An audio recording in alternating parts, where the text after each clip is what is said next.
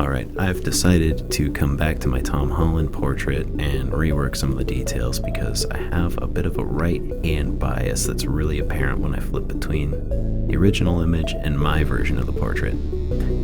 So one of the solutions that I did use was horizontal transfer lines and also inverting occasionally to see if anything looked weird.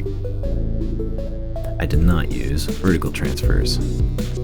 This would have helped me a bit with the total horizontal proportions of things. And it's not that they're like way off to where it looks completely unusual, but when you're comparing it to something that you can see right beside it, it doesn't look right. So we're fighting for a stronger resemblance, but you'll see at the end of this it's still not perfect. However, it's greatly improved because of the two methods of both the vertical transfer lines and flipping back and forth between the image as it is just on top of my portrait. So you can see I'm making decisions. They're not all good ones, but they at least kind of clarify what does need to get done. The jaw obviously had to come up no matter what. And here I'm just playing a little bit with the shading to see if it frames it out a little bit more easily and I can pick up on differences. What you see is that eventually this gets down to just being really nitpicky. We're still outside of nitpicky in this part of the video,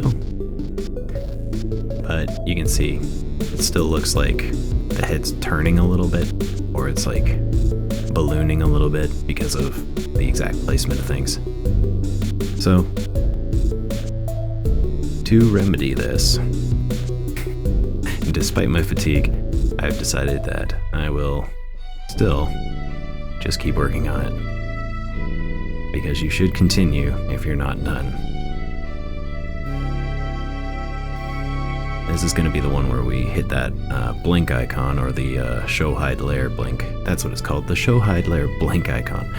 We're going to be turning that on and off a lot, because now we're down to really fine comparisons. As you can see, I'm starting to kind of close in on it a bit. There's a lot of massaging because it still does look like our model's just turning her head when I show and hide the layer, which means that stuff's still not quite where we need it.